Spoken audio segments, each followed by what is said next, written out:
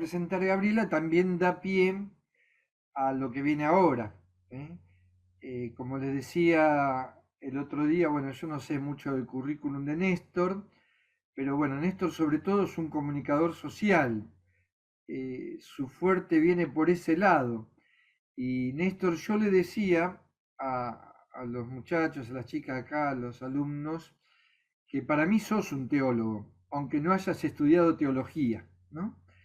Y que bueno, que eras un conocedor de, de Bergoglio primero y de Francisco después, conocedor y amigo, ¿no? Y sobre todo también de su magisterio.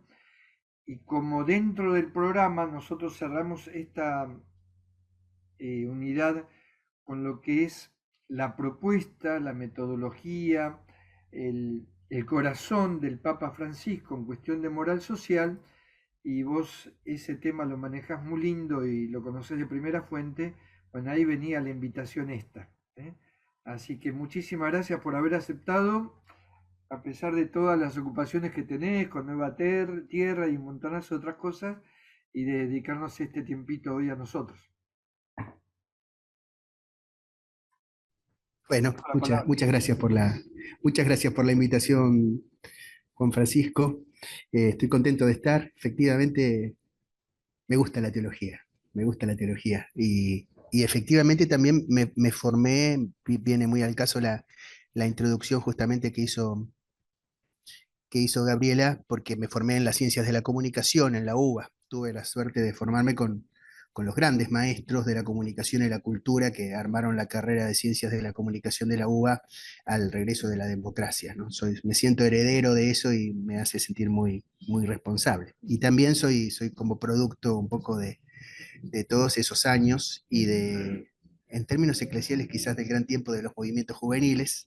Y después de todo lo que pasó en el país, ¿no? Nos faltaron cosas. Y en ese sentido, no voy a abundar mucho en mi currículum, trabajo en el Centro Nueva Tierra, vivo de ser asesor en el mundo de la cooperación internacional para dos organismos cristianos de Europa, uno protestante y otro católico, Miserior y Pan para el Mundo, pero sobre todo creo que si hay algo me define es que hay algo de la cuestión de la palabra que que me acompaña siempre y que la hice mi materia de trabajo, ¿no? En muchos sentidos. Y quizás por eso recién ahora estoy llegando a puerto, que mi tema original con la comunicación era ni más ni menos que la palabra. Así que me siento bien en un espacio como este. Quisiera decir dos cosas para empezar y agradeciendo mucho la invitación. Tres cosas voy a decir. La tercera no estaba seguro si decirla, pero la voy a decir. Una es de espacio, otra de tiempo y otra de coyuntura. ¿No? La de tiempo es esta, y lo tomo ahí con lo que decía Gabriela y con lo que decíamos de la comunicación. ¿No? Lo definiría así: somos contemporáneos de Francisco y de TikTok. ¿No? De Francisco y de TikTok. O si quieren, de Francisco y el algoritmo. ¿No? De Francisco y el algoritmo. Y decir que estas son palabras, pero son palabras que hablan de la palabra también. ¿No? Me sale una figura como si fuera cielo e infierno, pero no sé, yo hace poquito que me metí en TikTok, llevado por la curiosidad, por el interés y por su presencia, y lo primero que dije, este es un abismo, este es un abismo. Y también me sentí, saben que me vino también la imagen de Jesús conmovido por la multitud a orillas del mar de Galilea, ¿no? Me vino, estoy ahí, me dije. Entonces, somos contemporáneos de Francisco y somos contemporáneos del algoritmo. No solo de eso, somos contemporáneos de muchas cosas más. Estamos en un momento también, para mí que hay que marcarlo para hablar de lo que vamos a hablar. Durante muchos siglos, la guerra fue lo que puntuó el tiempo, ¿no? Porque por eso se habla de preguerra, posguerra, guerra, ¿no? Y estamos en una inflexión de puntuación del tiempo. Ahí tomo el planteo tempranísimo y adelantado de Francisco, su anticipación y su claridad, su compleja claridad de estamos en la Tercera Guerra Mundial, ¿no? Y entonces creo que en ese sentido vale la pena esto de somos contemporáneos de esto. Hay un texto muy lindo, quizás ustedes lo conocen, de Giorgio Agamben, que se llama Ser contemporáneos, ¿no? Y que lo que dice que para ser contemporáneos de algo hay que estar a una distancia, hay que estar a una distancia en el tiempo. ¿no? Si uno está muy metido en el tiempo, está meramente en la inercia. Entonces creo que este tipo de reflexiones, y si acaso Francisco propone un método, es un método de distancia, primera cosa. Después una cuestión de dónde estamos, pero no lo voy a decir en términos geográficos. Geográficos estamos acá en nuestro, como dice la canción de Los Redonditos de Ricota, ¿no? En esta Argentina a la que le cabe el mote de el infierno está encantador, ¿no? O sea, Argentina es así, es un momento muy traumático, pero les pongo una cosa, yo trabajo mucho dando talleres, haciendo espacios de formación, sobre todo en todos los campos de formación dirigencial, de las más variadas, de las más variadas tribus, para decirlo de alguna manera. Y hace bastante tiempo, por lo menos todo el año pasado, propongo hacer un taller, que no hacemos, pero digo hay que hacerlo, que tenga este título, un taller, un curso, un seminario, ¿no? Que dijera, ¿qué se puede hacer cuando no se puede hacer nada? ¿Qué se puede hacer cuando no se puede hacer nada? Y siempre traigo a cuenta, por esto digo que es una ubicación espacial, en un librito también muy hermoso que se llama Seis propuestas para el próximo milenio, de Italo Calvino, escritor italiano muy bello, que suena muy bien en español además, porque es muy argentino también a su modo, quería mucho Argentina. En uno de los tópicos que ponen esas seis propuestas para el próximo milenio, que no las escribió todas porque se murió antes, cuenta un cuentito, ¿no? Como una especie de fábula, parábola, que es, la pregunta de la fábula es, ¿qué se puede hacer? ¿Cómo se sale de una cárcel perfecta? ¿Cómo se sale de una cárcel perfecta? Y lo que dice ahí Italo Calvino es, la respuesta a la pregunta es, se imagina una cárcel más perfecta aún y luego se busca la diferencia. Por ahí se sale. ¿Se entiende un poco la lógica inversa? Y una respuesta posible, él no dice, como como buen escritor, buen poeta, no da la respuesta de cuál es la diferencia, pero yo me atrevo a deducirla del propio silogismo, digamos, de la propia lógica.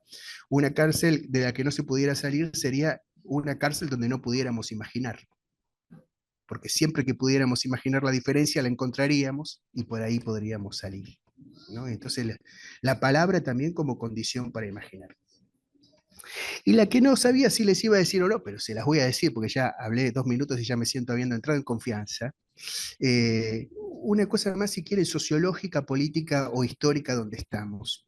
Ustedes saben que la casta sacerdotal es el modelo de toda casta, ¿no?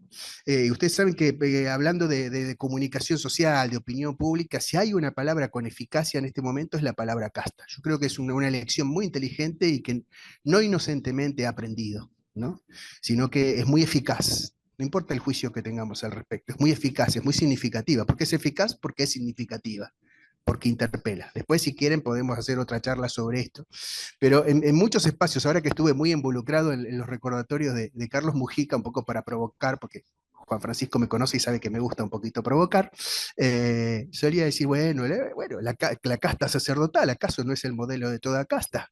¿No? Históricamente, en la reflexión política, Gramsci, la palabra casta política es de Gramsci, podemos decir, y bueno, y ahí me parece que también uno puede entrar por otra lógica. Me siento acá hablando con una casta en este sentido. Ya sé que no son solo sacerdotes, están las chicas también, y más que eso, pero todos somos profesionales de la religión, de alguna manera, para decirlo así, intelectuales, dirigentes, organizadores. Ahí me pongo, no sé si hay permiso para ser gramsciano en este espacio, Juan Francisco, por un momento me pongo gramsciano, solo por un momento, después si quieren tengo otras identidades, la que haga falta. Estos son mis principios, si le gusta a otros, tengo otros. En vez de decir casta no casta, yo creo que un desafío que tenemos es cómo ser una buena casta, ¿no? Cómo ser buenos intelectuales, cómo ser buenos pastoralistas, teólogos, etc. Ahí hay algo que me parece que vale la pena para entender quiénes somos nosotros en esta coyuntura histórica. Y digo una última cosa, sería la cuarta, ¿no? Con todo esto de la palabra, cómo estamos involucrados en el espacio-tiempo y en la coyuntura histórica. No me acuerdo del teólogo, vos, Juan Francisco, capaz que lo recordás, si no lo voy a buscar. Eh, una vez estando, yo en los años pasados tuve la suerte inmensa de estar 3 veces en Palestina, ¿no? Y estando en Jerusalén, en el lugar donde fue el juicio a Jesús, está el lugar donde, no, en la casa de Caifás, ahí me acordé dónde era, en la casa de Caifás, lo que la tradición señala en Jerusalén como la casa de Caifás, está el diálogo de Jesús con los sumos sacerdotes y hay una escalera que estaba ahí y otra más, no sé si era del Palacio de Pilato, que también está en Roma, ¿no? Y yo siento que estamos, pongo mi equivalente, ¿no? Otra vez en ese momento del diálogo entre Jesús y los sumos sacerdotes o Jesús y Pilatos, que son diálogos interesantes, ¿no? Estamos en esa escalera. Y también estamos, y esto es lo que quería decir, esto era una introducción para esto, ¿no? El teólogo es este que habla, después busquemos, Juan Francisco, cuál es el rumor de Jesús, ¿no? En esto de la larga conversación social, vieron que un concepto de Francisco es la gran conversación, ¿no? En cuanto a su amplitud, me parece que es bueno reconocer nuestro aprendizaje, nuestra reflexión, esto mismo que estamos haciendo ahora, considerándonos la casta de operadores del rumor de Jesús, ¿no? O sea, el equipo, los profesionales, los trabajadores, los creadores, los responsables, los ministros, como lo quieran vivir, pero sobre todo los sujetos de hacer andar el rumor de Jesús en este momento de la historia que nos ha tocado. Esa es como la introducción y así me siento, hago mi propio cuadro de situación, mi propio cuadro de situación. Ahora, el método de Francisco. A ver qué me sale decir esta vez. Voy a empezar por una cuestión que Juan Francisco ya me la escuchó una vez, la usé solo esa vez, pero como justamente Juan Francisco estaba ahí también, decidí usarla acá también, la recordé. Les voy a hacer una especie de planteo geométrico para empezar. La trabajé con los salesianos, ¿te acordás, Juan Francisco, en las preparaciones de la asamblea, donde me habían pedido también algo relativo a cómo trabaja Francisco. Entonces, quisiera decir algo del método primero con tres líneas, literalmente con tres líneas, una horizontal, no, una vertical, una horizontal y una diagonal, ¿no? Y se las voy a ilustrar. Una, yo creo que Francisco, la vertical es esto. Francisco hace en su método, hace una operación muy fuerte sobre el tema de las jerarquías. Una de las primeras cosas que dice Francisco sobre la doctrina, también es muy pícaro, Francisco, después voy a decir algo de esto, porque dice las cosas a varios niveles. Hay unas cosas que dicen los documentos, hay otras cosas que dicen el avión, otra cosa la pone en cartitas que manda manuscritas, ¿no? Es muy sagaz en las intervenciones públicas, ¿no? Es muy artesanal, la palabra sería quirógrafo. Vieron que escribe a mano mucho. Bueno, es quirógrafo, escribe a mano ahí, pero es muy artesanal en todas sus intervenciones y muy sagaz.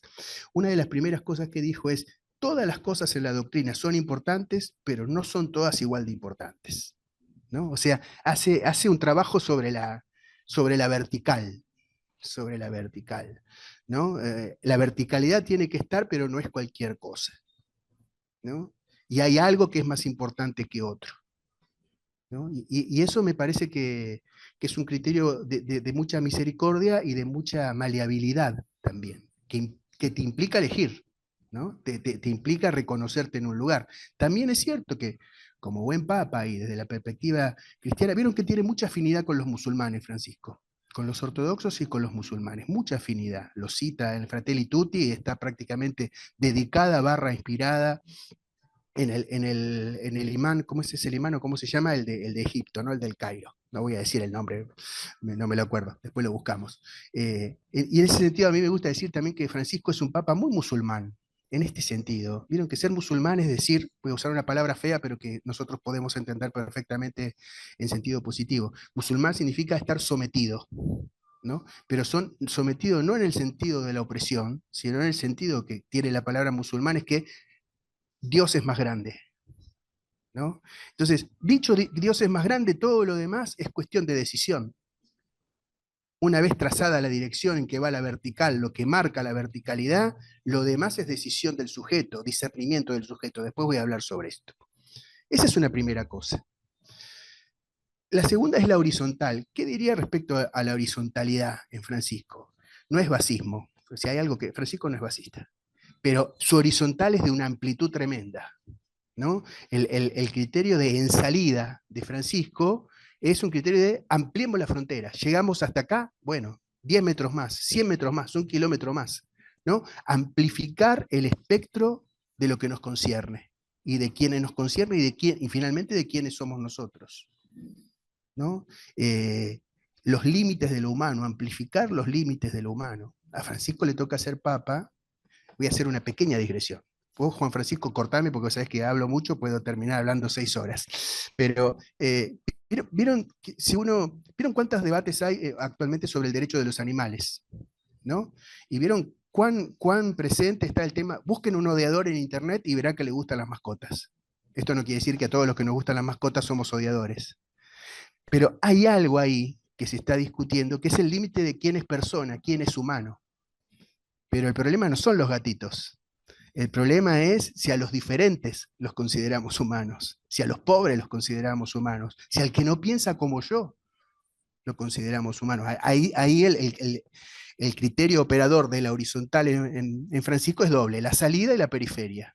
Y respecto a la periferia, los textos escritos y los comentarios hablados de Francisco sobre la periferia, les digo, hay que agarrarlos todos y armar ahí una lógica. Él dice, la formulación, digamos, canónica de su propio pensamiento es periferia, geográficas, sociales y existenciales.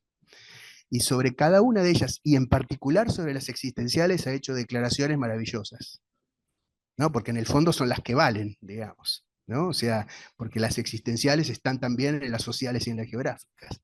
Entonces, esa amplitud, ese desborde, después voy a retomar la palabra también en cuanto a la horizontalidad. Y la tercera es la diagonal, la línea inclinada, y es el criterio de la clínica, ¿no? Del abajamiento y el de inclinarse sobre el caído. Pero sobre todo de estar en el lugar. Ustedes saben mejor que yo, la palabra clínica y la palabra inclinación tiene que ver con estar sobre la cama, ¿no? Sobre el postrado, ¿no? Tiene que ver un poco con el samaritano, con la kenosis. Bueno, ustedes son los teólogos acá, saben decir más palabras en griego que yo. Pero a mí me gusta decir, lo voy a citar con un poeta contemporáneo y teólogo que siempre uso cuando hablo de esto, que es Charly García, ¿no? ¿Vieron cuando Charly García, esta podría ser perfectamente una frase de Francisco, la frase de Charly García que dice, de chiquito fue aviador, pero ahora soy un enfermero, ¿no? De chiquito estuve sobrevolando en las abstracciones, pero ahora estoy acá, ¿no? Como el enfermero, no como doctor. No quiero ver al doctor, solo quiero ver al enfermero. Francisco podría suscribir eso, ¿no? No quiero los doctorados, quiero ver el que pone el cuerpo y cura. Esto se lo dije a los salesianos cuando canonizaron a Sati, ¿no? Me parece que hay un eje secreto entre Charly García, Sati y Francisco. Después lo trabajamos, ahora que tenemos un amigo en la Inquisición, lo podemos trabajar ahí, tenemos que ver ahí para posibles canonizaciones. Entonces estas tres cosas, ¿no? La vertical, la horizontal y el inclinarse. ¿No? Y el inclinarse lo pongo al final, pero como coronación, porque es un criterio de presencia. El método de Francisco es un criterio de presencia, contemporaneidad y presencia, ¿no? Entonces, en ese sentido, encarnación, ¿no? Y también me atrevería a decir una cosa, una presencia que hace presente.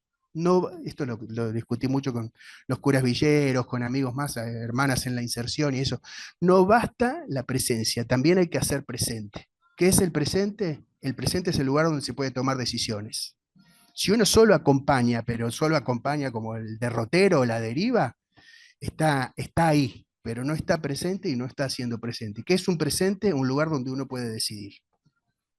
Y yo creo que vuelvo a mi metáfora original, ¿no? A esa contradicción, Francisco y TikTok o algoritmo como metáfora de nuestro mundo hoy, cómo hacer presente en el algoritmo y cómo hacerse presente en el algoritmo, que no tiene que ver con nuestros celulares, aunque también, sino que es una figura del mundo, ¿no?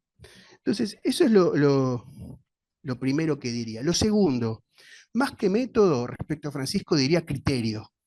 Hay más criterio que método, ¿no? El criterio como desconcierta el método. Yo diría que a veces tenemos demasiado método. ¿Qué es un criterio? También, ustedes lo pueden definir mejor que yo, pero bueno, es sinónimo en un punto de juicio, pero es un mecanismo de encuentro con la verdad, ¿no? Un criterio es un mecanismo, y también un juicio es eso, ¿no? De encuentro con la verdad. Uno podría decir, en la era del comentario y la opinión, como dice un filósofo francés que yo sigo mucho, que es Alain Badiou, que es cristiano pero no lo sabe, igual se basa en San Pablo, es maoísta pero no sabe que es cristiano, vivimos en la dictadura de la opinión, ¿no? Y en el resbalo del comentario interno. El modo comment, me gusta decir a mí cuando trabajo con pibes. Estamos siempre en modo comment. Magos de esto, por ejemplo, los cientistas sociales y algunos políticos que parecen más comentaristas de la realidad que protagonistas de ella. Pero todos estamos medio en modo comment, ¿no? Si ustedes miran los papers de teología, y le aplican cuánto esto es modo comment, pero no como se comentaba antes en la escolástica y eso, o los padres, sino nada, palabra banal, ¿no? Eh, entonces, frente a la dictadura de la opinión, vieron que la palabra opinión tiene muy buena prensa. Bueno, valga la redundancia, la palabra opinión tiene muy buena prensa, porque la prensa es pura opinión. Y nosotros nos parece que respetar la opinión es respetar la pluralidad. Pero cualquiera de ustedes, muchos de ustedes viven en comunidades, están cerca de comunidades, y muchos saben que cuando en una reunión de comunidad se dice cada uno tiene su opinión o cada uno tiene su verdad, en realidad se le está dando coartada a no decidir nada. Todos lo sabemos. Parece horizontalidad, pero ya sabemos que es otra cosa.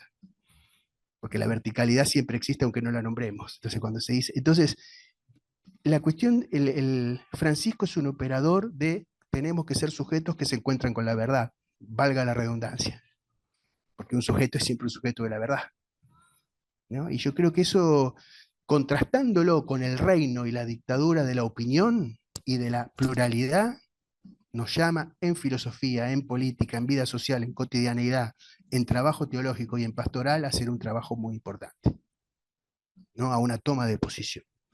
Entonces ahí el tema del criterio sobre el método, ¿no? O el criterio que interpela al método.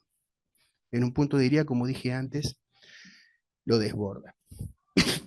Después, yo creo que vale la pena, hablando de Francisco, hablar de la imitación de Cristo y de los nombres. Hay un chiste que circuló mucho apenas lo eligieron a Bergoglio Papa, y yo siempre lo repito y le conté a él que lo contaban, se rió mucho, eh, que, no me acuerdo si lo conté a él o lo hablamos en esos días, en el 2019 nos recibió Francisco, ¿no? Que decían, se ve que Bergoglio es un argentino muy particular, porque cualquier argentino común se hubiera puesto Jesús segundo, ¿no? Eh, pero se puso Francisco. Y ahí me parece dos cosas. De todas maneras, después investigando, los que sepan acá, no sé si hay algún franciscano o franciscana por acá, supe que a Francisco de Asís le decía como segundo Cristo, ¿no? Un nuevo Cristo, ¿no? Porque en la historia de la Europa El constituida del Altercristo. año 1000 y pico, Francisco de Asís funcionó prácticamente como un fenómeno, en el mejor sentido de la palabra, mesiánico, y también en su sentido peligroso. ¿No? Es contemporáneo y fuente de las herejías también, por eso discute con los papas, justamente. El papa argentino, sagaz si lo hay, se pone el nombre de un santo que se la pasó discutiendo con los papas, ¿no? Y se puso Francisco y no Ignacio, no sé si hay algún jesuita, pido disculpas, pero creo que no es casual, ¿no? Entonces, ¿a qué iba? Hay algo de la imitación o de repetir. Voy a tratar de darle valor y defender ante ustedes, después espero poder retomarlo, el valor de la repetición. En el sentido de, vieron que el paradigma actual nos dice tenemos que innovar, tenemos que renovarnos, etcétera. Pero si uno mira de cerca la innovación, lo nuevo, etcétera, no está muy lejos de la inercia. No por nada la cultura, digamos, más sistémica te llama a innovar, no a repetir. Y la imitación es una forma de la repetición. Mi psicóloga me dice siempre, lo mismo, lo nuevo solo sucede en lo mismo. Si usted solo intenta ser nuevo, va a ser una pantomima de novedad. Usted repita, así me dice porque me trata de usted, mi psicóloga, ¿no? Usted repita, ¿no? Lo demás es inercia, que es como decir insista, consista con lo suyo. Y en ese sentido, quiero poner otra vez otra palabra que en la coloquialidad tiene mala fama, pero técnicamente, y es una palabra gramsciana también, tiene un sentido interesante, que el tema del conformismo y ser conforme. Gramsci define la hegemonía como conformismo moral. Conformismo moral. Nosotros escuchamos conformismo y nos parece que es como plegarse, como que, pero si uno toma la palabra con crudeza es coforma, ¿no? O sea, ser conforme. Entonces la podemos relacionar un poquito con la imitación. ¿Se entiende? No sé si me explico bien. Entre imitar y conformarse a Cristo, para decirlo así. Suena un poco solemne, dicho así como lo estoy diciendo, pero nos entendemos, ¿verdad? Y bueno, ahí creo que hay algo que Francisco nos trae. En ese sentido, es un papa más franciscano que jesuita, ¿no? otra vez, todo es importante en la doctrina, pero hay cosas más importantes que la doctrina. En el fondo de esa línea y de casi todos los planteos de Francisco, si uno los proyecta, es Jesús es más importante, ¿no? Y ahí hay algo que hay en el eje Francisco, Ignacio, Francisco, Ignacio, Francisco, para decirlo así, que creo que nos dice algo bien importante, porque vuelvo a la cuestión del momento en el que estamos. En este contexto no es fácil difundir el pensamiento del Papa Francisco, pero más difícil es hacer una figura de Jesús que interpele, ¿no? Y yo creo que en el método de Francisco o en la cosa está esa cuestión. El Papa en unos meses va a Indonesia, va a ser el viaje más largo, Indonesia, Timor Oriental y un país más. No me acuerdo cuál es, si es Birmania, no me acuerdo ni cómo se llaman los países. Bueno, le toca a Francisco un papa para las multitudes asiáticas, un Cristo para las multitudes asiáticas. Una pequeña digresión sobre los viajes de Francisco. ¿Cómo será este país nuestro? Que Francisco, es más probable que Francisco vaya a Kiev que venga a Buenos Aires, ¿no? Así estamos en el mundo y así es nuestro país, ¿no? Pero el tema de, y así como digo, cómo se hace un Jesús interpelante para las multitudes de Oriente, para China, para la India, para Rusia. Y vieron que Francisco le entra por los bordes, ¿no? Va a Irak, va ahora a Indonesia, fue a Mongolia. En Mongolia creo que hay menos de 10.000 católicos, ¿no? Pero está entrando ahí, porque tiene esa misión. Pero uno podría decir, quizás es más fácil presentarles un Jesús efectivo a las multitudes de Oriente que a las nuevas generaciones de Occidente. Yo creo que Francisco lo sabe y nosotros que vivimos en Occidente lo sabemos también. Pero entonces ahí hay otro criterio, que es el de imitación, conformismo, en el sentido de hegemonía, la forma, buscar la forma, ¿no? Si uno mira toda la Evangelii Gaudium, ¿no? La carta pastoral, que es el programa eclesiástico, es busquemos la forma. La coronación de eso, que es el sínodo, también es busquemos la forma. ¿No? No tratemos de buscar nuevos dogmas, busquemos la nueva forma. ¿No? Esa es una cosa. Y ahí engancho una cosa que yo tengo ahí como las 4D de Francisco que me armé para mi propia comprensión y que se las comparto. Algunas son más explícitas en él y otras son agregado mío. Las 4 empiezan con D, son 4D, ¿no? Que tiene que ver con, las 4D son disciplina, discernimiento, doctrina y depende.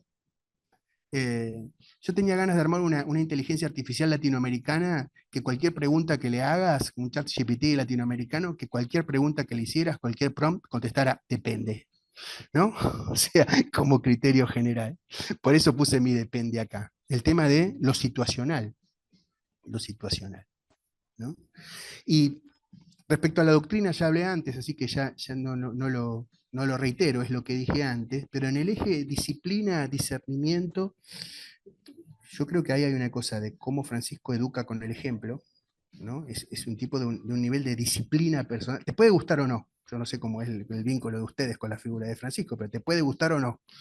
Yo he sido de los que en algún momento ha tenido que decir, como alguno más me ha dicho, con más peso eclesiástico que yo, había uno que decía, tengo más simpatía por el Francisco de la Fe que por el Bergoglio de la historia. Digamos, yo, como soy un argentino de esta época, también pasé por esa, pero realmente he hecho un camino personal de mucha admiración y de mucho agradecimiento respecto a lo que Bergoglio barra Francisco es y muestra, ¿no? El tema de la disciplina, pero es una disciplina aplicada a que todo debe ser discernido, ¿no? En eso sí es jesuita, ¿no? Y entonces me parece que, y el discernimiento en su inscripción jesuita, pero también en su manifestación Francisco, traída hoy, yo creo que es un ejercicio espiritual, justamente, de presencia y en situacionamiento. La palabra no existe, ¿no? De emplazamiento.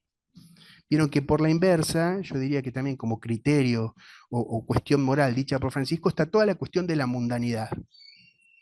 Si Francisco te quiere retar, o incluso un insulto francisquita sería mundano, ¿no? Pero peor sería sin mundo, ¿no? Entonces, yo creo que el tema del discernimiento, otra vez, es una cuestión del sujeto en su mundo. Y es el nombre de una distancia, de una toma de distancia. Cerca o lejos, ahí no importa. porque cerca también es una distancia, ¿no? Y ahí creo que hay algo, que Francisco nos invita a ser contemporáneos. Hago contemporáneos y prójimo. Y ahí hago una mención al nombre Francisco y a la época y al presente. Cuando Francisco se pone el nombre Francisco, él siempre que lo cuenta dice, y será por eso, igual es muy sagaz como cuenta las cosas, hay que ver, pero en todo caso siempre se puede hacer una lectura sumada a lo que él mismo dice. Siempre que él dice por qué se puso Francisco, dice, me puse Francisco porque me dijo el cardenal Jumes que no me olvide de los pobres. Y es por los pobres, y seguramente es por eso. Pero si uno mira, por ejemplo, especialmente está desarrollado en Fratelli Tutti y Laudato Si, las dos encíclicas más franciscanas, ya de su título, ¿no? Ya desde el mecanismo de hacerlas públicas, de su publicidad, ¿no? Dos encíclicas sin título en latín, digamos, ¿no? Sino que con literales de Francisco. En lengua romance, ¿no? Eh, Uno ve que ahí Francisco también es ubicarse en lo que fue como el preámbulo o la previa del Renacimiento y de la modernidad, ¿no? Es como una ética de recomienzo la de Francisco, ¿no? O sea, repitamos el inicio. ¿Qué es recomenzar? Repitamos el inicio, o repitamos en el inicio, ¿no? Y cuando uno mira, por ejemplo, eh, las críticas de Francisco al capitalismo, uno va a encontrar más, no es que no haya críticas al capitalismo por parte de Francisco, que hay muchísimas, pero si uno lee, sobre todo en Fratelli Tutti, en Laudato sí también, pero la tengo más visualizado en Fratelli Tutti, la crítica de fondo es al paradigma tecnoburocrático en que derivó la modernidad, ¿no? Y entonces Francisco propone ahí una cosa de recomienzo y rememoración que el nombre Francisco y la referencia a Francisco de Asís pone o nombra respecto a la deriva de Occidente, a la deriva de Occidente, con la iglesia adentro, ¿no? Y ahí creo que hay algo bien importante. Voy a decir medio rápido, estoy mirando la hora, para no meter la pata, y me quedan 4 o 5 cosas. Así, si podemos, no sé, Juan Francisco, vos me dirás, conversamos un rato, y si no, ustedes siguen como digan que haya que suceder.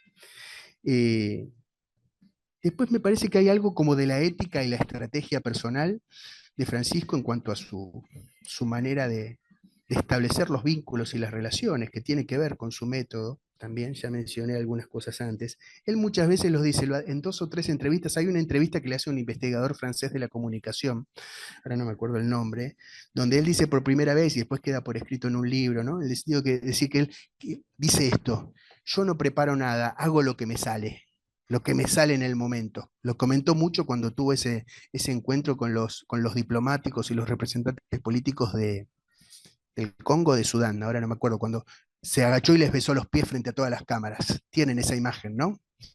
Y a mí me gusta decir ahí, en la praxis de Francisco coinciden la generosidad, la espontaneidad y el cálculo, ¿no? Es una cosa de mucho pensamiento, de mucho cálculo, porque cualquiera, aparte es un calculador argentino, ¿no? Es un gran ajedrecista, como todos vemos y como todos en parte sabemos. Bueno, cuando venís de Argentina aprendés a ser un gran ajedrecista, pero también aprendés a ser un gran Maradona, ¿no? O sea, el eje podría ser espontaneidad y cálculo, y también podría ser Maquiavelo y Maradona, ¿no? No excluyente, ¿no? Como esa cosa de desbordar el cálculo. Después voy a decir una cosita sobre la palabra desborde. Un obispo, esto se lo dejo a ustedes que son más teólogos moralistas y todo eso, un obispo argentino que no voy a nombrar, pero apenas había salido el Evangelii Gaudium, me acuerdo, y estábamos hablando con él en el norte de Santa Fe, y me decía, cuando termine el papado de Francisco, las virtudes teologales van a ser la fe, la esperanza, la caridad y la astucia, ¿no? Y me parece que vale la pena para repensar las otras 3 virtudes teologales, esa cuarta, ¿no? Sobre todo por lo deprimentes que pueden ser las 3 virtudes teologales sin esa cuarta, ¿no? Que probablemente en su formulación la dieron por supuesta, pero que ahora necesitamos una astucia a la altura de las circunstancias. Voy a decir solo 2 cosas más para cortar. Eh, Para mí, la frase que articula todo el papado de Francisco, si tuviera que elegir una sola, es la que dijo en su primer Angelus. Dios no se cansa de perdonar. La dijo su primer ángelos contando una anécdota argentina, ¿no? Que una viejita una vez le dijo, tuvo una conversación, está ahí, él lo cuenta varias veces, ¿no? Dios no se cansa de perdonar. Y es un criterio como de misericordia fundamental, ¿no? De misericordia fundamental, de perdón siempre disponible. Eso me parece, la palabra perdón tiene tantas acepciones, incluso en nuestro país es tan controversial, incluso en la historia en la que estuvo involucrado Bergoglio, que me parece que ahí hay algo muy fuerte, yo lo diría así, por un momento me pongo para cuando me toca estar mal hablando con gente de la política, cómo politizar hoy la palabra perdón. Ya tiene una politización, pero ¿cómo politizarla hoy? En todos los sentidos de politizar, ya sé que tiene un sentido medio de manipulación, bueno, sí, tomarla en nuestras manos para hacer la carne acá. ¿Cómo volverla operativa de nuevo? Tomando riesgos, ¿no? Con fe, esperanza, caridad y astucia, ¿no? El Dios no se cansa de perdonar, me parece que es un planteo que va desde la geopolítica a la interioridad, ¿no? Y ahí hay algo de construcción colectiva e individual que me parece fundamental. Y me parece que la clave está en ver cómo se opera en todas las escalas intermedias de lo relacional, ¿no? Entre la geopolítica y las relaciones de nosotros con nosotros mismos. Es un papa muy psicoanalítico. Un argentino siempre es psicoanalítico, sobre todo si es medio porteño, ¿no? Y el papa es un papa muy psicoanalítico en ese sentido. En su libro sobre el amor, Lacan, que tenía un hermano monje, por otro lado, vieron que nosotros somos acá, en Argentina y en Buenos Aires, bueno, yo estoy en Palermo, prácticamente estoy en el lugar del mundo con más psicoanalistas por metro cuadrado. En su libro sobre el amor, es el seminario 8 sobre la transferencia, Lacan hace un desarrollo primero muy grande sobre el banquete de Platón, y después toma todo el tema del cristianismo, porque trata de discernir qué pasa con Platón para la versión cristiana del amor. Y Lacan dice una cosa que para mí nos concierne un montón. Dice esto, ahí en el 61 creo que lo dice. El cristianismo todavía no ha dicho su última palabra en relación al amor. Y ahí me parece que hay un montón de cosas respecto a la actualidad de ese pensamiento, porque en los años 60, por el 68 quizás, lo que parecía la maravilla de mayo del 68 es la deriva del multiculturalismo aplanante de ahora. Es la paradoja de la etapa actual que vivimos, ¿no? Parecía que era pidamos lo imposible, pero resultaron las publicidades multiculturales de Benetton, ¿no? Hay algo ahí que me parece que tiene muchísima actualidad. Y digo la última, ya que dije psicoanálisis. Me impresiona y me parece que tenemos que indagar más qué significa en Francisco el tema de la indicación, la invitación e incluso el mandato y la habilitación para soñar, ¿no? Se lo dice a los movimientos sociales, le dice sueñen en grande. En Querida Amazonia termina con el tema de los sueños. Yo tuve la suerte de estar en su despacho, tiene el San José que sueña, el San José dormido, podríamos decir, San José en el diván prácticamente, ¿no? Podríamos hacer una capilla de San José en el diván, ¿no? Pero hay algo ahí de qué significa soñar en este momento para las decisiones que me parece que hay que indagar con mucha fuerza, porque el sueño es un abismo fructífero de lo humano, no es solo la utopía. Yo diría que Francisco es un papa antiutópico, porque es un papa del lugar. Francisco la utopía tiene algo totalitario. Y Francisco en ese sentido, lo pongo muy entre comillas, es un relativista, no relativista en el sentido negativo, sino el depende, ahí está el depende que no lo desarrollé antes, ¿no? Francisco no te va a proponer nunca una utopía, sí te va a proponer un sueño, son dos cosas distintas, porque el sueño tiene lugar y la utopía no, porque el sueño puede habilitar y la utopía muy fácilmente puede coartar, coercionar, ¿no? Pero hay un desfiladero, un sendero, si quieren ahí, que me parece al que nos invita. Y cierro con esto. Otra palabra me parece que hay que pensar, imaginar, operativizar, transformar en criterio, que es el criterio de desborde. El criterio de desborde. Francisco, las transformaciones de Francisco son por desborde, ¿no? Lo repite en muchos escritos, en muchas intervenciones, y uno la puede ver, sobre todo en su práctica. La dice mucho, pero más la hace. y más que hacerla, diría, más la juega, ¿no? Y en esto tiene una cosa de cómo maneja las contradicciones, cómo trata de superar la dialéctica. Hay un diálogo secreto de Francisco con Hegel, que es el de la superación de la dialéctica, no quedarse en ella, ¿no? Es lo que toma también de Guardini con el tema de las polaridades.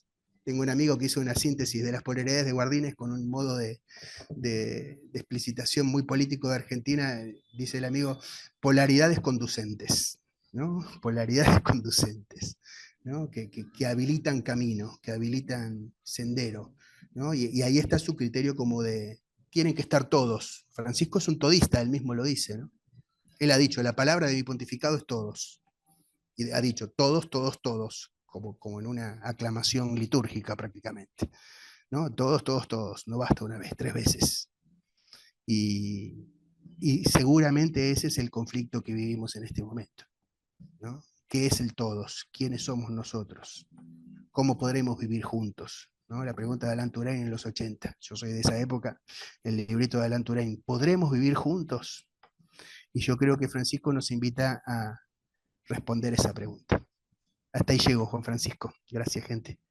Bueno, Néstor, buenísimo, muchas gracias. Comenzando por el final, ya que hablaste de jesuita franciscano, bueno, yo voy a decir que también entonces tiene algo de salesiano, porque se invita a soñar, ¿no? Nosotros somos hijos de un gran soñador. Acá tengo en mano un libro, 153 sueños recopilados de Don Bosco, ¿no? Es impresionante.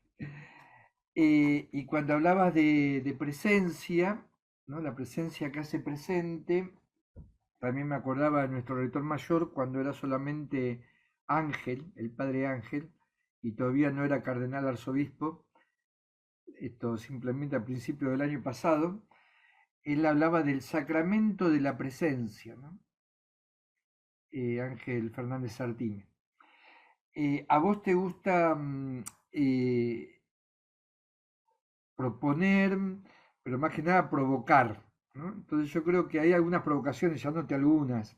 Una es justamente esto de la presencia que hace presente, otro hay más criterio que método, otro el modo comen, las 4D de Francisco, ¿no? El depende, y las 4 virtudes teologales, ¿no? La astucia.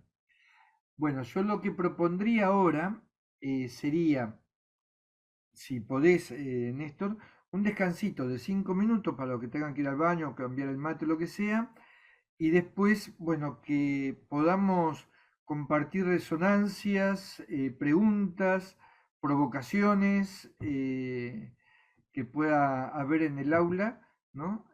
Para compartir un poquito. ¿Les parece, gente? ¿Sí? Tomamos cinco Perfecto, minutitos muy bien. y adelante. Sí, no hay ningún problema. Sí, sí. Gracias.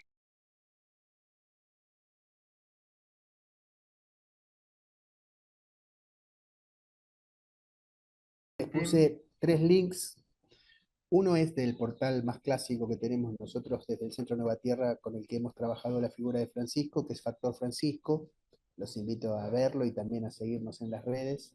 Es una cosa que está bastante linda, creo. Ahora les voy a poner también el link del Centro Nueva Tierra o de las redes, quizás que es la manera más habitual de conectarse. El polo formativo del fin del mundo es una especie de lado B que tenemos para la reflexión más internacional también y más sociopolítica. Y les puse ahí un PDF que es una cosa que hicimos hace 2 años, creo que la hicimos, un materialcito que se llama Las hipótesis de transformación de Francisco. Algunas de las cosas que dije están ahí, otras no, porque ahí no habla tanto del método, sino de las hipótesis de transformación, pero creo que está bastante logrado. Y les puse ahí mi correo electrónico y el celu para seguir en contacto, cualquier cosa. Bueno, buenísimo, Néstor, muchas gracias. Entonces abrimos la posibilidad de debate, de sugerencias, preguntas, resonancias. Bueno, a mí, ¿qué tal? Buen día. Hay muy bueno la apreciación así sobre Francisco. Yo, la verdad, que no soy un gran conocedor, sí, un admirador de Francisco, pero no sé si podría como decir, pero, por ejemplo, hay algunas eh, afirmaciones que, sobre todo la última, que me estaría bueno como dialogar más, porque en principio me parece que no comparto tanto, que por ejemplo tiene que ver con el tema de lo utópico. Eh, bueno, claro, habría que ver a qué nos referimos con utopía, pero por un lado, desde el sentido negativo, yo de utopía, vamos a decir, más vinculado a ideal que utopía. Eh, Incluso yo he escuchado algunas críticas que tienen, digamos, algo de entendible a veces, es que justamente Francisco aparece en sus escritos de alguna manera muy ideal, muy utópico, muy como diciendo, bueno, tenemos que ser el mando entre todos, el cristiano debe ser así, debe ser asado, o sea, como eh, en algún sentido.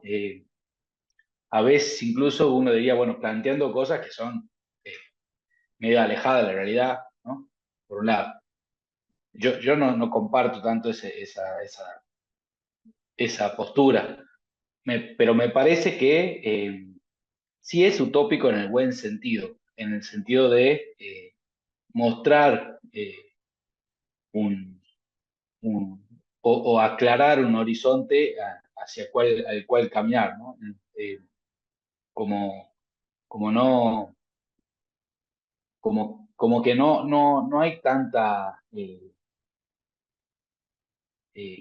sí, bueno, eso, básicamente, ¿no? Como mostrar un horizonte claro hacia al cristiano, al seguidor de Jesús, hacia el cual caminar, ¿no? De hecho, yo eh, me, me lo imagino siempre a Francisco como cercano a esta concepción de utopía como de Eduardo Galeano, ¿no? Esta de aquella que nos ayuda a caminar, para eso sirve la utopía, ¿no? Porque nos ayuda a caminar, ¿no? Eh, y él, qué sé yo, por ahí siendo alguien tan literato o tan afín a la literatura, entiendo que me imagino que él puede ir por ahí. Son todas apreciaciones personales, ¿no? Y lo mismo me resultó muy interesante lo del desborde. Eh, yo creo que, por ejemplo, Leopoldo Marechal decía, como contestándole un poco a Borges, esto de que de todo el laberinto se sale por arriba, ¿no? Diciendo, hay que tener una mirada más amplia, ¿no?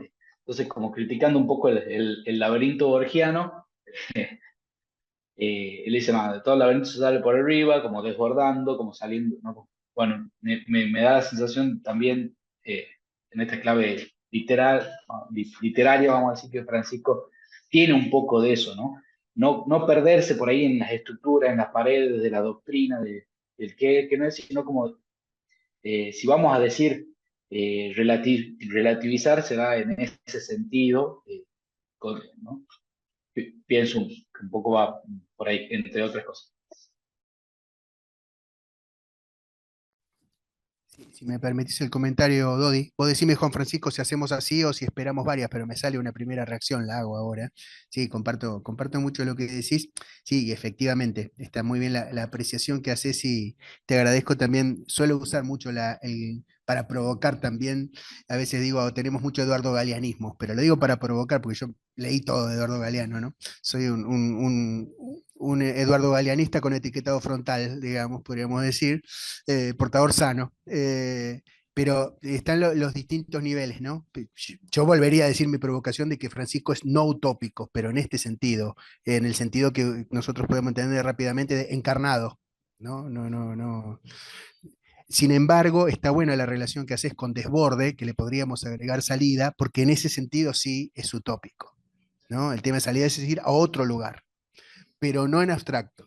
La frase de Marechal la podemos incluso tomar en corto. De todo laberinto se sale.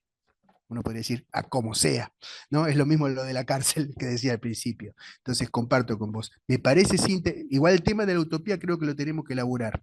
Y para decirlo así, más allá del autor pobre Eduardo que murió, lo conocí además, más allá de, hay cierto Eduardo Galeanismo tramposo, digamos, medio meloso, del que tenemos que salir, ¿no? También de eso. ¿Para qué? Para ir a un formato de la utopía que sea concreto.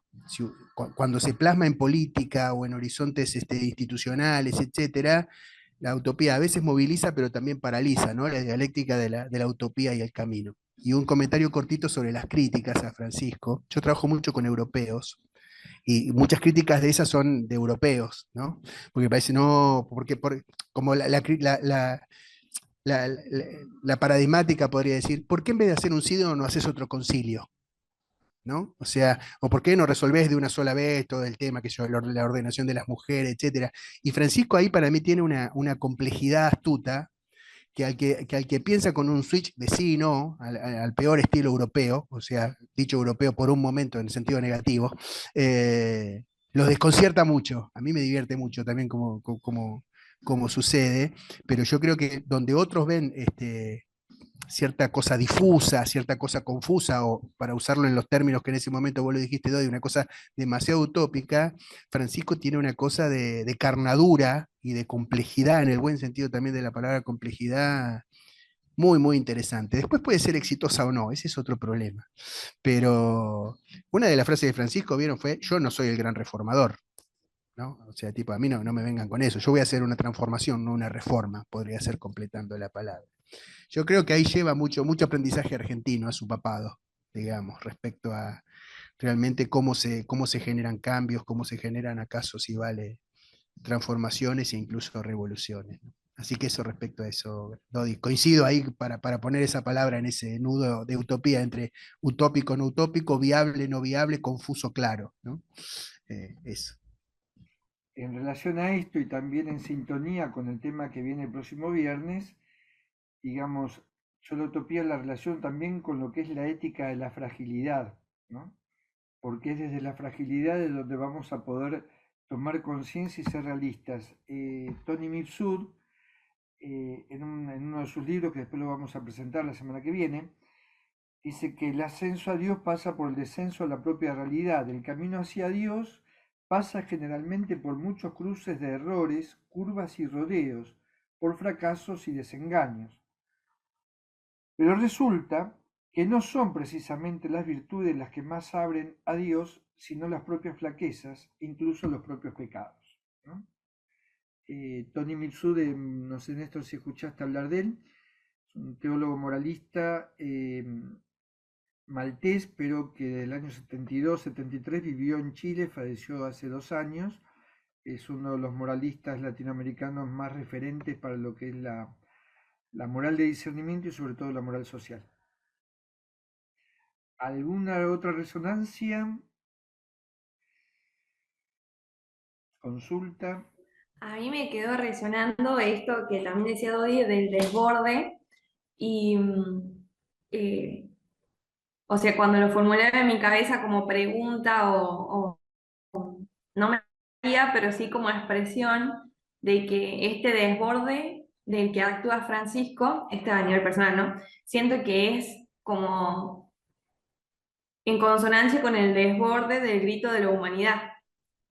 Siento que muchos temas que se venían como, no sé si tapando es la palabra, pero pateando, siento que en este periodo, digamos, de Francisco, él pudo hacer eco dentro suyo, creo yo, del grito de la humanidad, ¿no? Y bueno, era eso como que me quedaba resonando por muchas realidades que estamos viviendo y que cada vez se nos hacen más cerca, más cercanas, ¿no?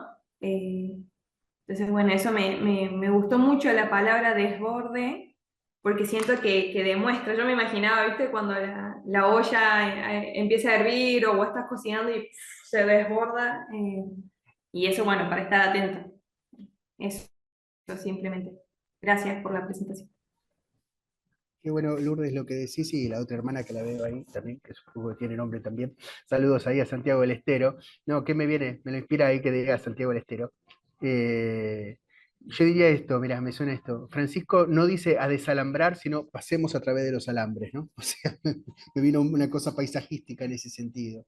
Y es el tema de ir más allá de ampliar la frontera, atravesar la frontera e incluso encontrarse en la frontera, ¿no? Yo creo que coincide mucho con tanto la frontera temporal como histórica, como política, como ecológica en la que estamos, ¿no? En el desborde. Me sale, y con lo que decís del grito, también me sale esta relación, ¿no? Vos fíjate que el grito, tal cual vos lo intuiste y lo dijiste ahí en tu planteo, es un desborde y el sueño también, ¿no? El sueño también es un desborde, ¿no? De lo no dicho hasta ahora y sobre todo de lo no escuchado hasta ahora. Las dos cosas son lo no escuchado hasta ahora. Entonces me sale así, hoy estoy geométrico, un cuadrado, ¿no? De 4 cosas. Desborde, grito, sueño y salida, ¿no? Desborde, grito, sueño y salida. Ahí como para hacer un ejercicio de cuatrópodos, digamos así, de 4 cosas que me parece muy bueno como para hacer rebotar los planteos nuestros, ¿no? Hacer confrontar para operacionalizar. El número 4 es el número de lo concreto, así que en eso creo que vale la pena hacer esos ejercicios, ustedes que trabajan en el pensamiento, para elaborar con eso, ¿no? En Muchas esto, gracias. en esto del desborde en clave de moral social, yo recuerdo hace muchos, muchos años, hace, sí, ya 30 y algo de años, un psicólogo me dijo, ¿qué significa para usted la frase de Jesús, sean astutos, sean sencillos como palomas y astutos como serpientes? Y esa frase me desbordó, tanto que no quise pisar nunca más el consultorio de ese psicólogo. No fui más. Eh, Esto pasó hace 30 y pico de años. Esto de la astucia que desborda, ¿no? En clave de moral social. Eh, a ver, una astucia que también va a lo sencillo. Hace 2 días, cito un ejemplo, me impactó algo. Fuimos con con gente de Racing Solidario y gente de Por los Jóvenes, que es la plataforma nuestra, los salesianos, eh, la plataforma misionera nuestra acá en Argentina, a visitar una comunidad que tenemos inserta en la Villa Itatí, donde viven varios hermanos nuestros, incluso ahí también está viviendo Monseñor Juan Carlos Romanín Chachús, obispo emérito de Río Gallegos. Cuando estábamos visitando, en un momento me encontré con un amigo, yo había estado un tiempo en Bernal, que él trabaja mucho en lo que llamamos allá la casita, es un hogar de día para chicos en riesgo máximo, ¿no? Y yo pensé que estábamos en el taller de herrería, y yo pensé que él estaba dando clase de herrería. Cuando cada uno habló, nos dijo esto, no, yo no estoy dando clase, vine a estudiar herrería para poder enseñarle a los chicos, ¿no? Entonces yo decía, es una forma de ser astuto también, ¿no? Es una forma, esto también ensambla con lo que decían hoy Lourdes con el tema de, no, perdón, Gabriela, con el tema de educación y la formación, ¿no? Encontrar a ver dónde hace falta tal cosa para formarme y aplicar ahí. Por ahí me fui un poco del tema, pero me impactó eso. Déjame hacer un comentario, no puedo evitarlo. Si hay algo que podemos predicar respecto a la astucia en modo serpiente, que a eso se debe la persistencia y la fama de la serpiente en nuestra teología desde el minuto uno, ¿no? Que acompaña. ¿Qué sería de ustedes sin la serpiente? No estaríamos hablando de nada. Desde el capítulo 1 del Génesis. Y si algo podemos decir de la astucia en modo serpiente es que siempre está pegada a la tierra, ¿no? De ahí su gran significado, ¿no? Animal de contacto, si los hay. No hay serpientes voladoras. El vuelo es mérito de la mansedumbre de la paloma, no de la serpiente. La serpiente tiene un tipo de astucia que siempre está pegado a lo terrenal. Eso me parece que también Francisco lo podría suscribir. Cuando hagamos el horóscopo chino con Francisco se lo voy a proponer. Buenísimo. Belén, ¿ibas a decir algo? Sí, bueno, buenos días. Vos hablaste algo del tema del perdón y cómo también necesitamos capitalizarlo políticamente, ¿no? En algún momento de un jesuita en Colombia escuché el término, por ejemplo, de hacer una alianza estratégica con el enemigo Bueno, yo creo que son todos como puntos que el Evangelio nos aporta en una sociedad que, no sé, donde cada vez desde distintos lugares y nadie tiene el monopolio de los discursos de odio, de, de polarizar cada vez más los discursos para enfrentar, ¿no? Nada, me preguntaba como de qué manera crees que se puede como hacer camino también en nuestras sociedades más fragmentadas, como caminos de perdón y reconciliación que también tiendan a generar más nada, comunión, no sé si consensos, pero al menos como a que ayuden a pacificar también, ¿no? Sí, gracias por la pregunta, Belén. Vale la pena decir, porque me quedé con ganas de decirlo antes y tu pregunta lo vuelve a poner. Y lo pongo muy para Argentina y para nosotros ayer y hoy, ¿no? Perdón es una palabra del léxico social y político argentino, del léxico ético argentino contemporáneo, de nuestra generación en un sentido amplio, ¿no? Me acuerdo una vez me tocó estar en un lugar de derechos humanos, he trabajado mucho con ese mundo, eh, y bueno, y estaban todas estas cuestiones que hoy en día también están vigentes, y nada, a mí me salió a decir frente a había un cuestionamiento a qué decía la iglesia, etcétera. No me acuerdo si ya Francisco era papa o no. Creo que no.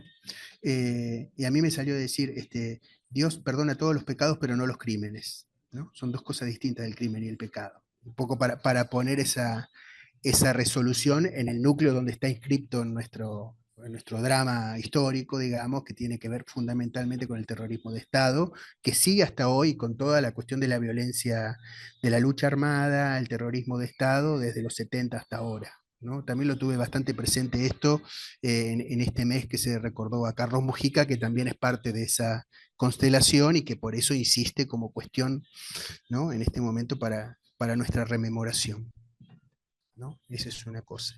Eh, que por otro lado también yo tengo un vínculo también muy personal con esa cuestión, porque yo fui bastante amigo de Orlando Llorio, entonces el drama de esa cuestión, ustedes saben que atraviesa a la biografía de Francisco también, a la de Bergoglio, ¿no? En todo caso. Yo tengo muy presente eso y no veo lejos de eso el Dios no se cansa de perdonar dicho por él, ¿no?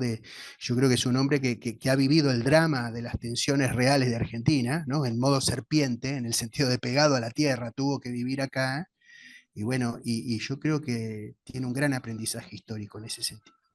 Una segunda cuestión es cómo componer el todos y perdonar las traiciones en la política, ¿no? Yo creo que ahí hay algo, me parece que también porque está en la genética de nuestra mejor política, o sea, lo voy a decir así, la contundencia de la grieta cuando se plantea en Argentina se debe a que por otro lado hay un gran planteo de que hay un todos que se puede construir.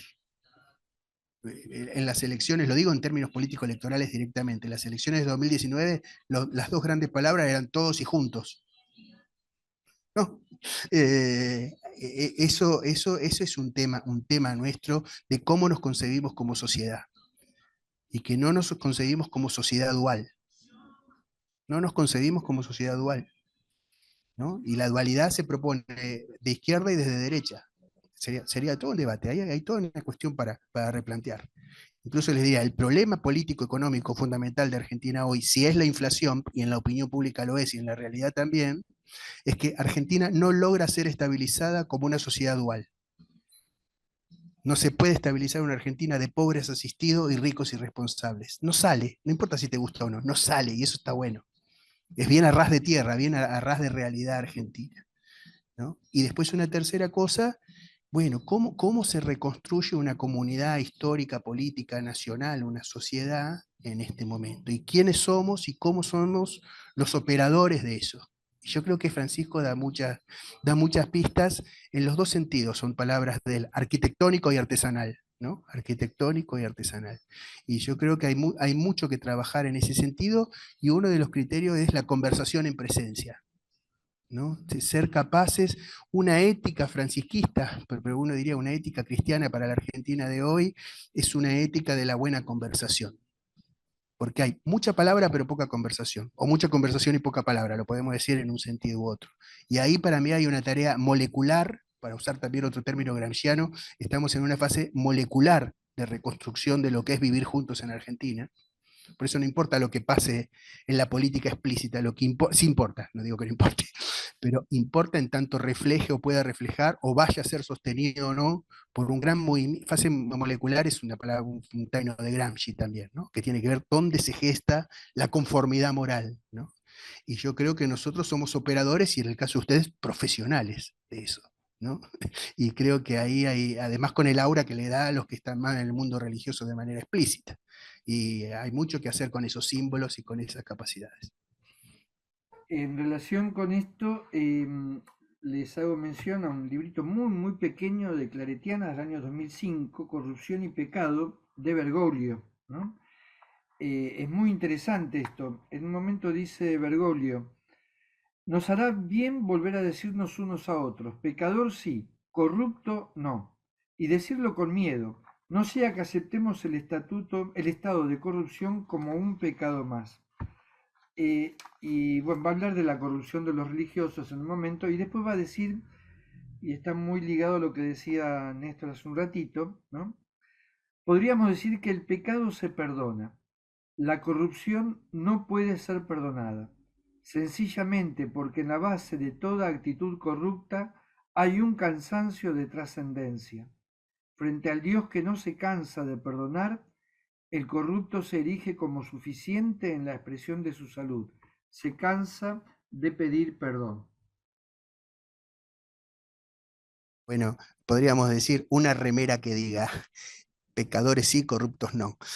O ir a una manifestación con una pancarta que diga eso. Está bueno, un calco. También podría ser un buen título de telenovela, hay que decirlo, porque algo de nuestro folletín pasa por ese lado.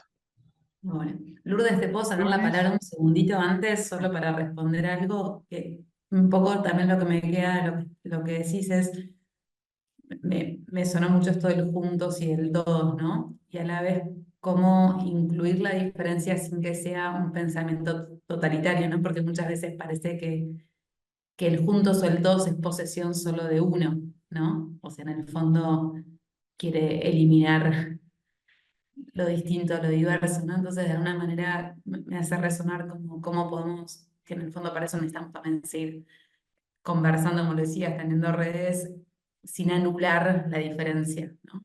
Me parece que ahí también está como nuestro desafío. Lourdes, Sí, a mí me quedaba dando vueltas también, bueno, esto de lo que Belén preguntaba, y también mientras escuchaba a Belén, me surgía el eco este, que creo que, no sé si vos, profe, habías hablado, o Néstor, de esto del sacramento de la presencia. Y yo hace poquito, en un libro que estoy leyendo, leí que se debería agregar otro sacramento, que es el sacramento del momento presente. Y me encantó la expresión. Y mi pregunta es, ¿por dónde empezamos? Como algo de lo que dijo Belén y lo engancho con lo de Lourdes porque creo que se conecta. Y otra remera, como otra frase corta ahí para decir algo, ¿no? Totalitarios no, pero afirmativos sí. Y esto es un problema muy fuerte, me parece, de la filosofía contemporánea y también como del ánimo, de la filosofía, llamémosla hegemónica, ¿no? que es la que traduce el sentido común en este momento. Y es un gran problema que tenemos, yo diría que es un problema en la filosofía desde el Holocausto para acá. ¿No? Toda mitad del siglo XX para acá, que frente al rechazo bueno, no por nada estamos en un momento de cuestionamiento de esa cuestión también a nivel global con la guerra en Gaza, ¿no? Hay un problema que hubo ahí, que todo lo afirmativo es visto como totalitario. Y por lo tanto hay una dictadura, lo voy a decir de una manera incorrecta, voy a decir una barbaridad, como está el hecho del enunciado, ¿no? Una especie de dictadura de la pluralidad o de la diversidad. Y entonces en nombre de eso nada se puede decidir. Pero eso es mando total, ¿no? Es mando del capital, digamos, ¿no? Todos tenemos nuestra verdad, sé tú mismo, sé tu propio jefe, el multiculturalismo llevado al extremo, incluso como al cotillón de la pluralidad, ¿no? Entonces, totalitarios no, pero afirmativos sí. y cómo decir cosas donde cualquier cosa que vos afirmás con fuerza no te acusen de totalitario, de autoritario. ¿No? Con esa frasecita típica de la conversación molecular, que es tramposa, cada uno tiene su verdad, cada uno tiene su verdad, es una frase de Morondanga. Si hay una verdad, es la verdad la que te tiene a vos, no vos la que la tenés a ella. ¿No? Ustedes lo saben mejor que yo. Como cada uno tiene su verdad, cada uno tiene su opinión, está perfecto, pero la verdad funciona distinto. Y ustedes lo saben y trabajan de eso.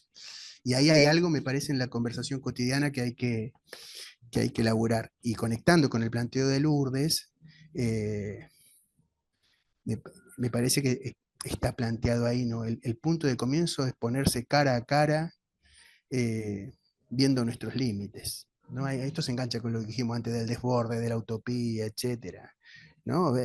Hablar desde la limitación y hablar en el límite, ¿no? Como criterio conversacional de todas las escalas de conversación y llevar al límite, ¿no?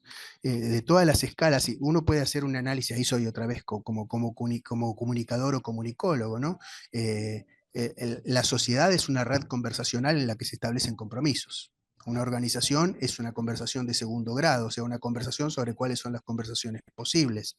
Un proyecto, la formulación de un proyecto es una serie de conversaciones que llevan a una serie de compromisos en una secuencia temporal. Entonces vale para un montón de cosas. Miren, esto lo aprendí a hacer durante mucho tiempo me tocó hacer análisis institucional o acompañar capítulos de congregaciones religiosas. Voy a hacer una pequeña digresión, porque creo que es algo del método, ¿no? Y entonces yo hacía un ejercicio que lo sigo haciendo en otros espacios ahora, lo he aplicado con policías, con diversidad, con postdoctorandos, con indígenas, con todo, pero lo aprendí con las religiosas. Entonces hacíamos un análisis institucional, entonces analizábamos qué conversaciones habían tenido en la última semana, en el último mes y en el último año. Y después, en qué lugares de la casa, el barrio o el convento habían tenido las mejores conversaciones. Y a qué se debía. Y después les preguntaba, ¿con qué bebida? Y la mayoría era con mate, ¿no? Entonces yo le decía, ahí veo el termo delante de Lourdes, todos debemos estar con nuestro termo, y entonces decía, y bueno, quizás tenemos demasiadas conversaciones con mate y necesitamos alguna con vino tinto, ¿no? O sea, les hacía una secuencia de conversación según bebidas. Vieron que está el viejo dicho persa, que es piensa ebrio, decide sobrio, que tiene que ver con eso, en el sentido de cómo establecer conversaciones que valgan la pena. Todos ustedes deben hacer acompañamiento pastoral, distintas maneras de presencia pastoral, y la mera presencia es como la escena, el sustrato de una conversación. Y yo creo que hay una cosa de praxis ética inmediata de lograr eso en cualquier escala que sea. Vuelvo a un estratagema, Francisco, las cartitas escritas a mano. Díganme si las cartitas, yo tengo dos. Las cartitas escritas a mano de Francisco son como una mediación de la presencia. Te hablo a vos, ¿no? O sea, te hablo a vos y te hablo de puño, letra, manuscrito, quirógrafo. Y eso genera, me parece, una base de reconocimiento y de reciprocidad social, que es como la unidad básica de lo que hay que reconstruir. Eso en la línea de las preguntas que hacía Lourdes, eso me sale de sí. Gabriel, Una última cosa que se me vino cuando hablaban de los sueños. Yo digo, bueno, está Ignacio, está Don Bosco, Francisco, pero también está la Madre Catalina, que es la fundadora nuestra, que Bien. nosotros nacimos de un sueño dorado, que ella nombra, que su sueño dorado era fundar una comunidad, o sea, fundarla nosotros, y me hizo acordar. Si querés conocerla, después te paso para que leas. gracias. Gabriel, y de paso, me gustaría escuchar, porque una de las riquezas que tenemos en este grupo es la diversidad de culturas, ¿no? Entonces hay algunos que son también de otros países y algunos que son africanos, de Ghana y de Angola. También sería interesante poder escuchar desde la mirada de ellos este caminito que hicimos hoy. Sí, bueno, ahí justo muy relacionado a los sueños, ¿no? Gracias por el pie, Lourdes. Hay una canción de Abel Pinto que dice Sueño Dorado. No voy a hablar de eso. No es de Me haber. parece... eh, la verdad que muy interesante, bueno, la clase, ¿no? Todo, pero de algo hay que hablar concretamente. Y me gustaba esto de los sueños, ¿no? Soñar en grande que decía, ¿no? Que citaste, Néstor, como un abismo fructífero, y me parece ahí también una linda determinación, ¿no? Ese horizonte como un abismo y no algo como que lo tengo yo, ¿no? Sino darle como su inmensidad, ¿no? Reconocer su inmensidad. Eh, Me parece ahí muy interesante y sobre todo, bueno, en mi contexto también, ¿no? En mis sueños pastorales también, cómo, cómo uno se encamina hacia ese horizonte de verdad, ¿no? No es que yo tenga la verdad, sino que vos lo dijiste, ¿no? Hay una verdad y bueno, la verdad me preguntaba yo de cómo soñar o cuáles son los sueños que me llevan a ese horizonte de verdad y también cómo comunicar eh, a mis compañeros, a los que tengo cerca, ¿no? A mis seres queridos, cómo comunicarle también ese horizonte que yo descubro de verdad. No sé, en tu caso, cuál es tu horizonte de verdad, ¿no? O cuál ha sido tu sueño de joven y si hoy tenés sueño y también cómo lo comunicas vos a ese horizonte, ese sueño de verdad. Me parece interesante dos cosas en lo que decís, Gabriel, una del principio y otra del final. O sea, que hiciste la mención a la canción de Abel Pintos o no, ahí hay una polémica con Lourdes, parece. Eh, el tema me parece de la importancia en la tarea pastoral, social y política del arte, ¿no? Como diría San Francisco, también de la vía de la belleza, en ese sentido. Y yo creo que ahí hay una gran operación de, de producir una belleza que impacte en este momento para la vida, en el arte propiamente dicho y en todos los artes, ¿no? En todas las artes. Uno podría decir que también en las artes imposibles según Freud, ya que estamos hablando de sueño, ¿no? Que Freud dice hay tres artes imposibles, educar, gobernar y psicoanalizar, ¿no? Nosotros podríamos agregar quizás alguna más, hacer política quizás también, hacer política no en el sentido de la política explícita, sino de hacer comunidad, ¿no? Eh, Eso como primer comentario me parece que tiene que ver con la tarea también, ¿no? El arte de la conversación, para ponerlo así. Si hay algo a lo que es aplicable tener un arte, el arte de la conversación. Y después decir esto, respecto más a la pregunta personal y eso, la cuestión del sueño es el deseo. ¿No? El tema no es solo los sueños, sino dentro del sueño el deseo. Y yo creo que ahí hay algo para trabajar, ¿no? Cómo tener una ética, una educación, una política, una pastoral, una teología, una liturgia, que le permita a nuestros hermanos y hermanas, me voy a poner por un momento Saint-Jacques Lacan, no ceder frente a su deseo, ¿no? O sea, poder estar ahí, y eso implica dar vuelta a un montón de cosas, miren. Nosotros de cierto lado de la sociedad, cuando estamos, siempre decimos, bueno, lo importante es la solidaridad, lo colectivo, etcétera. Vos me hacías la pregunta, Gabriel, o hacías la pregunta del deseo, el sueño de cada cual. Yo creo que tenemos que trabajar, cuando lo digo en política lo digo en otros términos, acá lo voy a decir de esta manera. Necesitamos promover un individualismo nuestro. No podemos vender un altruismo abstracto, un altruismo sacrificial, etcétera, y para construir lo colectivo hoy, ayudar a nuestros prójimos, digamos, a, a poder ser individuos, que es algo de lo que estamos privados permanentemente, ¿no?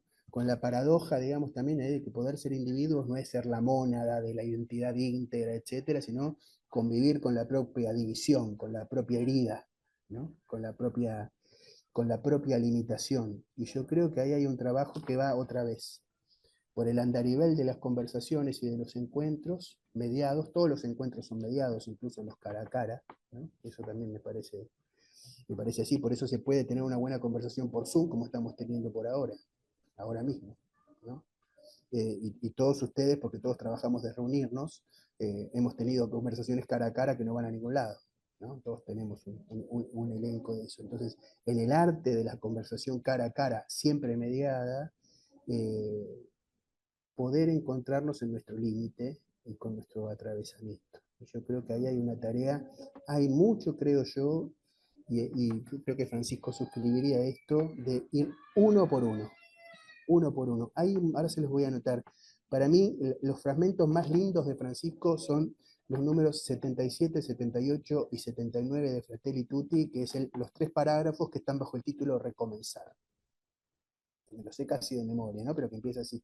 Es posible recomenzar de a uno y de abajo hasta el último rincón de la patria y del mundo, ¿no? Y ahí me parece que hay una tarea realmente de hilván, de encuentro, de artesanía, siempre posible. Si ustedes miran esos párrafos, van a ver que ahí hay una cosa de siempre es posible hacerlo, ¿no? Hay una remisión a lo que siempre nos concierne, porque es posible hacerlo. Por eso esos párrafos empiezan diciendo, cada día se nos presenta una oportunidad. Cada día se nos presenta una oportunidad. 2 renglones más abajo dice, no esperemos de las dirigencias lo que tenemos que hacer nosotros mismos. Y vale para las dirigencias de tu comunidad, de mi institución, de la política, de la economía, de la iglesia y del Papa mismo. Como si dijera, no esperen de mí lo que tienen que hacer por ustedes mismos, ¿no? Y ahí creo que hay es el momento donde realmente la cuestión moral se traduce y se sostiene en una ética de cada día y del uno por uno. Muy bien, gracias. Seguir pensando. Muy bien. ¿Alguien más que quiera compartir algo, preguntar algo?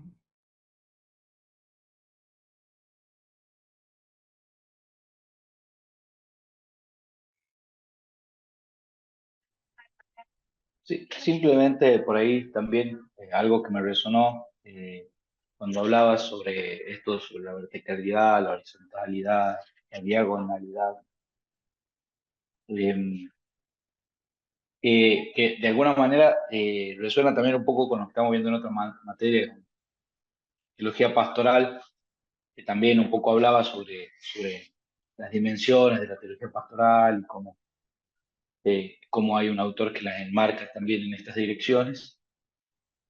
Se me venía un comentario de algún hermano que él tenía la apreciación de que Francisco en su trabajo, en su pontificado, un poco pone el acento o intenta como en un trabajo de hormiga sacar el acento de la iglesia como centrada, por ejemplo, en el orden, un orden sacerdotal, ¿no?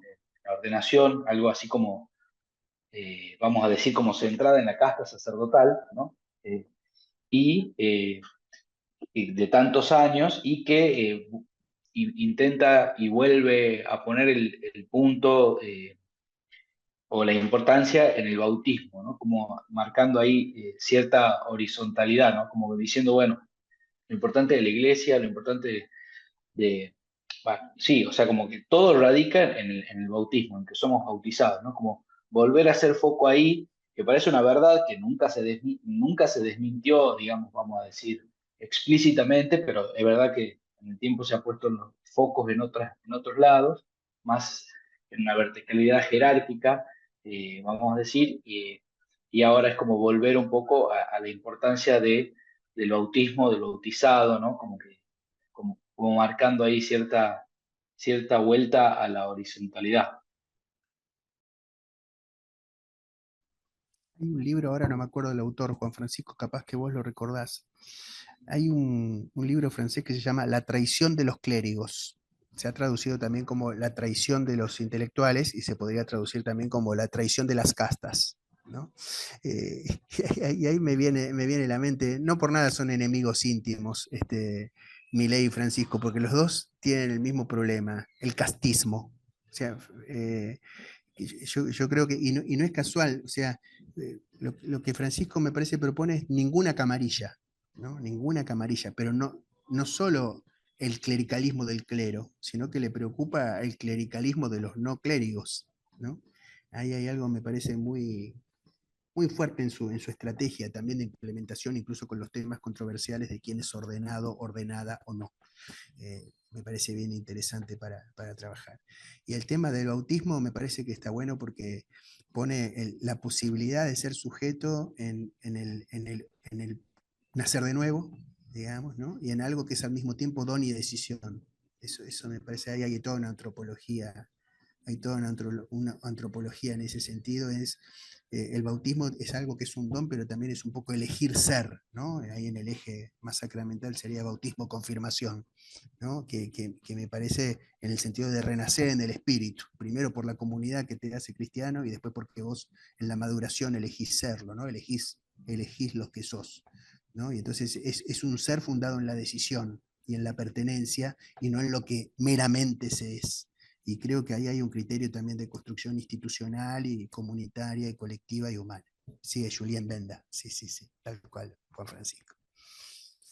Eso diría de lo que dijo Dodi. Buenísimo. ¿Alguna otra cosita?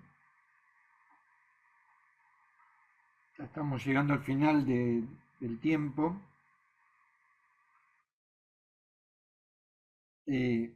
Bueno, antes de agradecer y de cerrar el día de hoy, simplemente un recordatorio, un par de recordatorios. Entonces, no olviden, todavía les quedan 7 minutos para poner la asistencia.